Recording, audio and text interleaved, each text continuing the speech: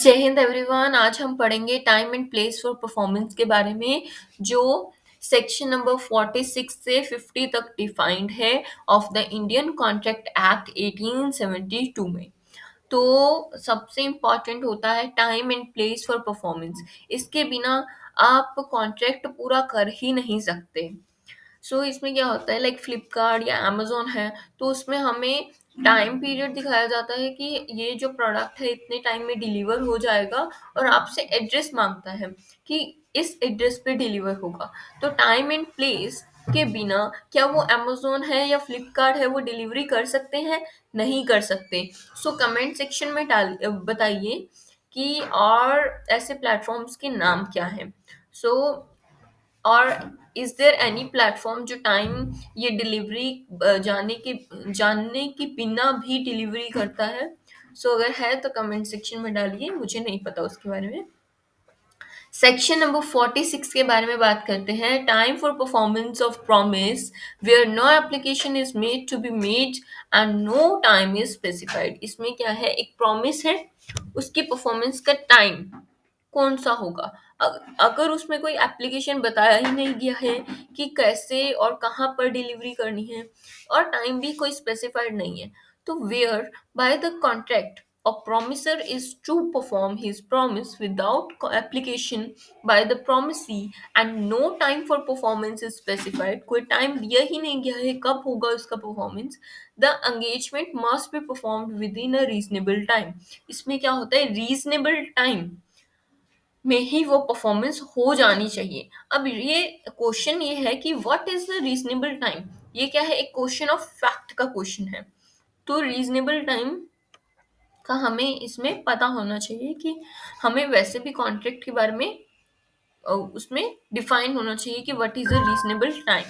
Section number 47 क्या कहता है, time and place for performance of promise where time is specified and no application is to be made। इसमें एक first में हमने पढ़ा कि टाइम भी कोई स्पेसिफाइड नहीं था और कोई एप्लीकेशन ऑफ परफॉर्मेंस भी स्पेसिफाइड नहीं था। जो 47 है उसमें हमें टाइम स्पेसिफाइड है, लेकिन उसका एप्लीकेशन कैसे करना है ये स्पेसिफाइड नहीं है, ये नहीं बताया गया है। When a promise is to be made performed on a certain day, एक प्रॉमिस है जो सर्टेन डे पे ही परफॉर्म होना चाहिए, and the promisor has undertaken to perform it. Promisor वो परफॉर्म करना चाहता है without application by the promise. उसमें कोई एप्लीकेशन नहीं बताया गया कि कहाँ डिलीवर करना है, किस टाइम डिलीवर करना है, वो चीजें सब स्पेसिफाइड नहीं है।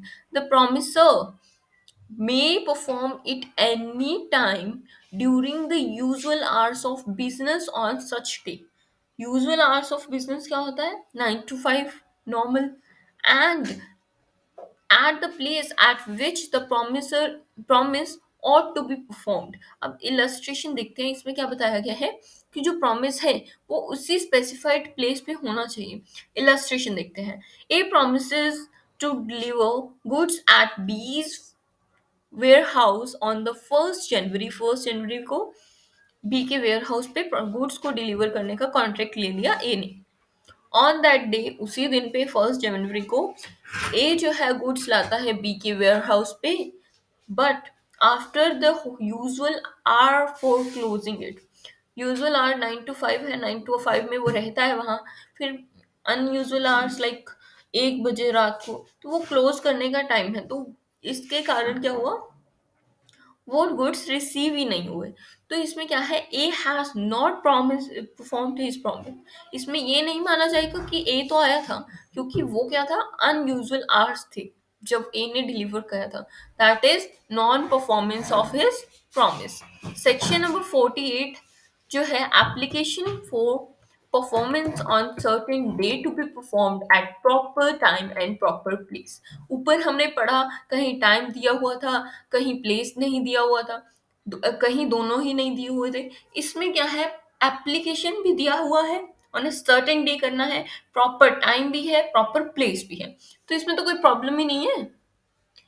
When a promise is to be made, performed on a certain day, and the promiser has not undertaken to perform it, without application by the promisee, it is the duty of the promisee to apply for performance at a proper place and within the usual hours of business.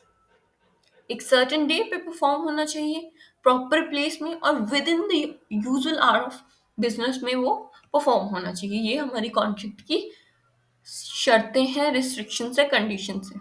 Okay, ये हमने section number 48 में पढ़ा। लेकिन इसमें क्या है, what is a proper time and place, ये क्या होगा, अ क्वेश्चन ऑफ फैक्ट। ये हर कॉन्ट्रैक्ट के हिसाब से डिफर करेगा, वेरी करेगा। तो अब चलते हैं सेक्शन नंबर 49 की तरफ, और सेक्शन नंबर 50 तक ही आज हम इस वीडियो में पढ़ेंगे, कवर करेंगे।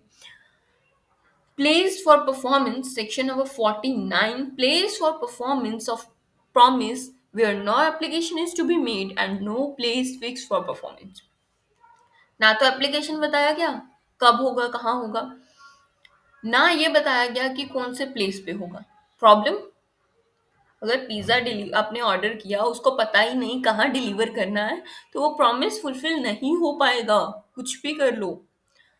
When a promise is to be performed without application of the promisee, कोई एप्लीकेशन नहीं बताया गया, no place fixed for the performance of it, कोई place भी फिक्स नहीं है, it is the duty of the promisor to apply to the promisee to appoint a reasonable place।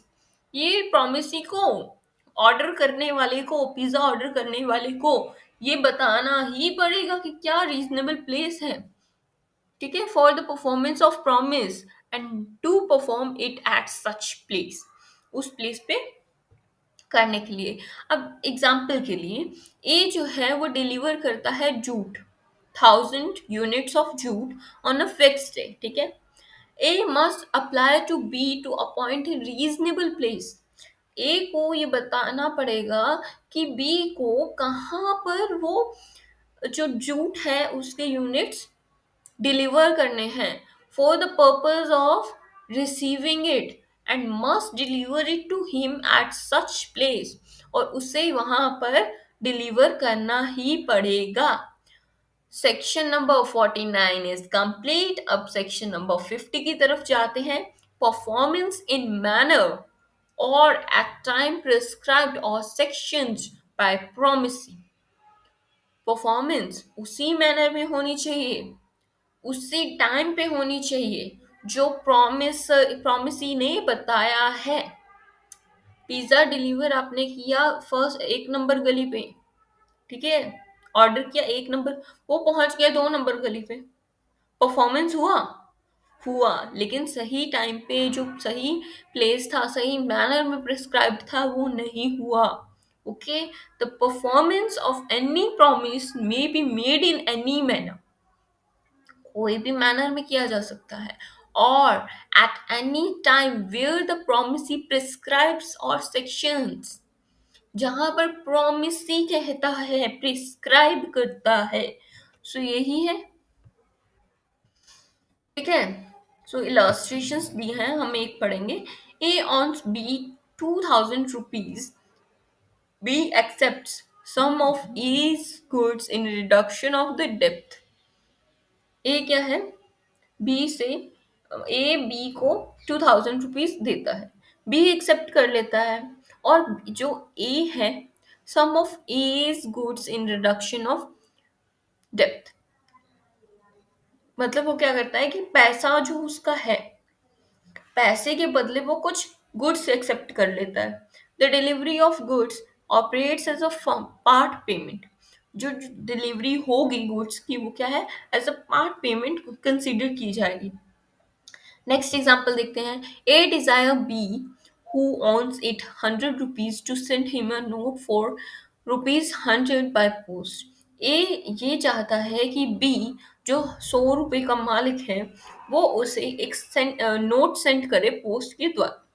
The डेप्थ is discharge as soon as, ये जो कर्जा है वो बी तक चला जाएगा।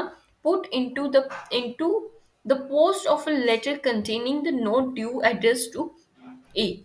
जब वो बी जो है वो लेटर बनाकर उसमें 100 रुपए डालकर ए की एड्रेस लिखकर पोस्ट कर देता है तब वो जो डेप्थ है वो डिस्चार्ज हो जाएगा। सो आज हमने पढ़ा, क्या पढ़ा, 46 पढ़ा, टाइम एंड परफॉर्मेंस के बारे में। फटाफट रिवाइज करते हैं। Time for performance of promise which where no application is to be made and no time is specified. Section number 47, time in police for performance of promise where time is specified and no application is to be made. Section number 48, application for performance on a certain day to be at proper time and place. Okay. Section number 49, place for performance of promise where no application is to be made and no time is fixed for performance. Section 50, performance in manner or at time prescribed or section while promising. तो ये सब था हमारा section 46 से 50 तक, time और place के बारे में परफॉर्मेंस के लिए। So that was it in this video. आगे के सेक्शन नेक्स्ट वीडियो में कवर करेंगे। Thank you for listening and I hope आपके कंसेप्ट क्लियर हो गए हैं। अगर कोई भी प्रॉब्लम है तो just comment down, I will reply to you. Thank you so much. जय हिंद।